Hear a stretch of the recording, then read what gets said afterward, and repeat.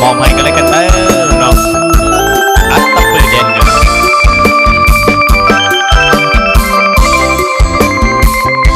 สุดหักแสนแห่งอัตตะปืนสมคำสาลืออัตตะปืนดินแดนที่สวยงามดินแดนอาจหาเลือนน้ำดังก้องไปไกลดินแดนแคว้นไทย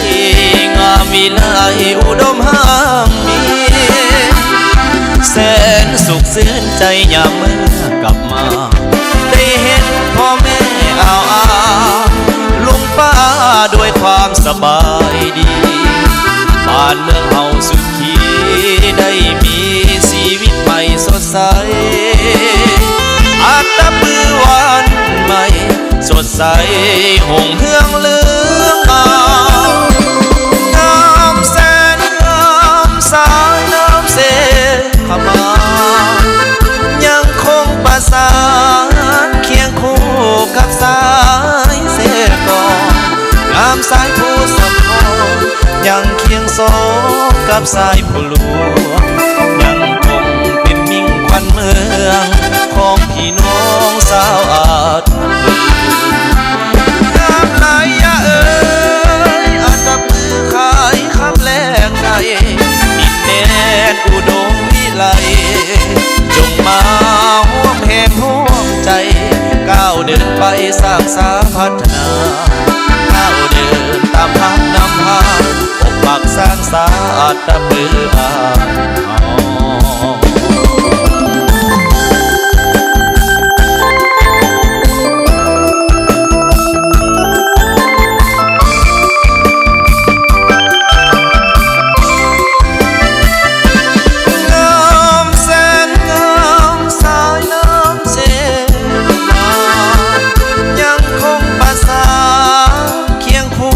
กับสายเส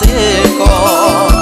งามสายผู้สะพองยังเคียงสองกับสายผู้หลวงยังคงเป็นมิ่งขวัญเมืองของพี่น้องสาวอาตปืองามหลายเอ๋ยอัตปือขายคำแลกไก่ดินแดนอุดมวิไลจงมาห่วมแห่งห่วมใจก้าวเดินไปสร้างสาพัฒนาก้าวเดินตามพักนำพาปกปักสร้างสาอัตตปือบ้านเฮาปกปักสร้างสา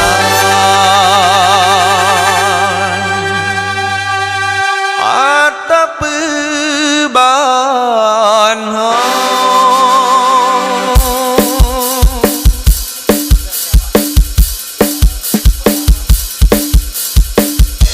ไปต่อมาดิพี่น้องเอาทักษะบนหกกันแล้วกันเด้อ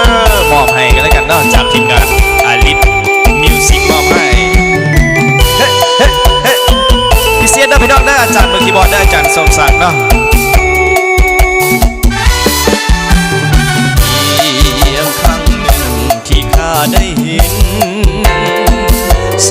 นใจบ่เว้นได้เห็นสาวเมืองพนโฮงามโสภาของสร้างบุญมาจึงนำโยส่งถ้าเทียบน้องแล้วนั้นหง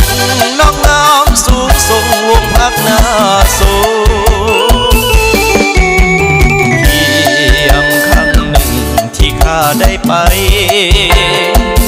ทราบซึ้งตรึงใจหรือไทยของข้าสื่นสมอยากจะมาอยู่อยากเป็นเนื้อคู่สื่อสู่พิโรบุญอายสร้างมาบ่สมจึงหลงงงเพียงน้องมาโอ้น้ำใจสาวเมืองคุณโฮน้องงามเลิศแล้วสูงส่งคงอาจพร้อมวัฒนธรรมน้องสามบุญมาทำพลากุศลมากล้ำศาสตร์นี้น้องจึงงามคำสวยเลิศล้ำยิ่งกว่าจันทราเพียงครั้งหนึ่งบอกขอลืมลงคิดว่าอายคงได้หาความหัก กรุณาหากน้องปานีบ่ขอได้หนีหากน้องเท่าฟ้าจะเสด็จสู่บูชา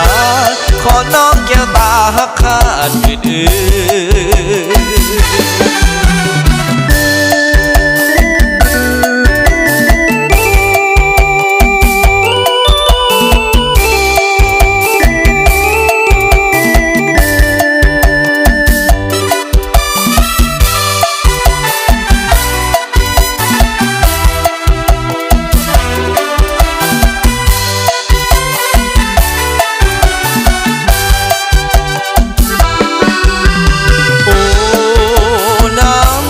สาวเมืองพนโฮน้องงามเลิศแล้วสูงส่งองอาจพร้อมวัฒนธรรมน้องสร้างบุญมาทำพลากุศลมากล้ำศาสตร์นี้น้องจริงงามคำสวยเลิศล้ำยิ่งกว่าจันทราเพียงครั้งหนึ่งบอกขอลืมลงอายคงได้หาความหักกรุณาหากน้องปานีบอกขอได้ดีหากน้องเข้าฟ้าจะเสด็จสู่บูชาขอน้องแก้วตาหักขาดอื่นไปต่อพี่น้องเอ้ยพงศรีแดนงามกันแล้วกันเนาะ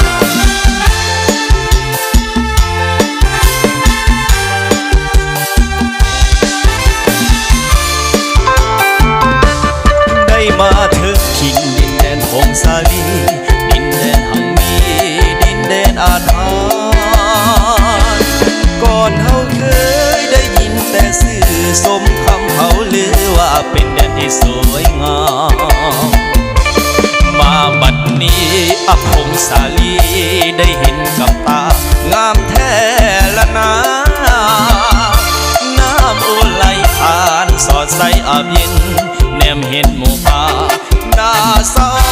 นแท้ละเด้อเสียงขับลำสาวพงศาลีดังก้องกังวานโอปาจินทานออกแห่งงานอยู่ตามผู้ดอยจิตใจสิ้นซอยเมื่อได้มาแขวงพงศาลีที่แสนสดใสเหมือนอาบน้ำใจสาวพงศาลียิ้มแย้มแจ่มใสว่าจะอ่อนหวานสมคำกล่าวขานงามแท้พงศาลีสลาวชะอะชะอะชะอะพี่เสียบให้คนพงศาลีกันได้กันเด้อนะ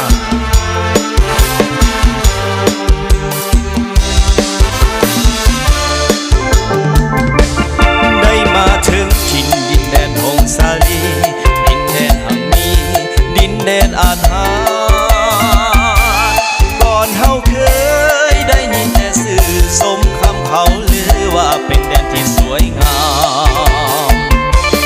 มาบัดนี้พงศาลีได้เห็นกับตา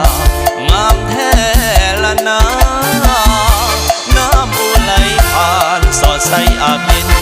แนมเห็นหมู่ป่าหน้าซ้อนแท้ละเด้อเสียงขับลำสาวพงศาลีดังก้องกังวานโอปาทินทานออกแห่งงานอยู่ตามผู้ดอยจิตใจสิ้นซอยเมื่อได้มาแขวงพงศาลีลงอาบน้ำที่แสนสดใสเหมือนอาบน้ำใจสาวพงศาลียิ้มแย้มแจ่มใสว่าจะอ่อนหวานสมคำกล่าวขานงามแท้พงศาลียิ้มแย้มแจ่มใสว่าจะอ่อนหวานสมคำกล่าวขา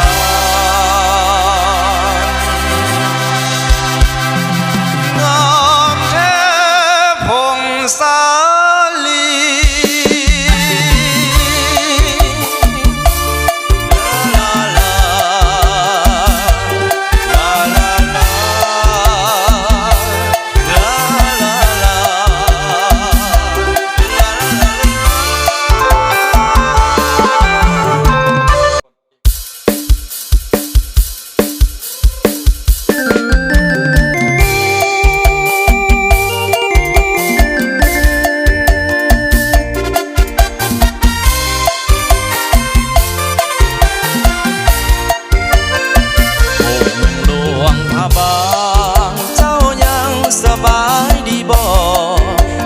ายปีจริงได้มาพอตนหน้าน้อเฮาจริงได้พบกันพ่อแม่พี่ป้าน้าเอาเดนาอยู่กะเสริมสำลานตูเยอะอย่าเยอะมิ่งมันสายน้ำขาดสบายสบายบ่นาผู้เสียงทองล้านสายฟังใจสาวลาวทั้งสาเจ้ายืนสง่าองอาจลาวทั้งศาสตร์มีชีวิตชีวาห่วมแห้งเสื้อเผาพงพันหักแพงกันพื้นแผ่นดินจำปาโอ้อยู่ดีเถิดนาสู่ดินฟ้าสู่สลาไลสุขใจเหลือเมื่อสันติภา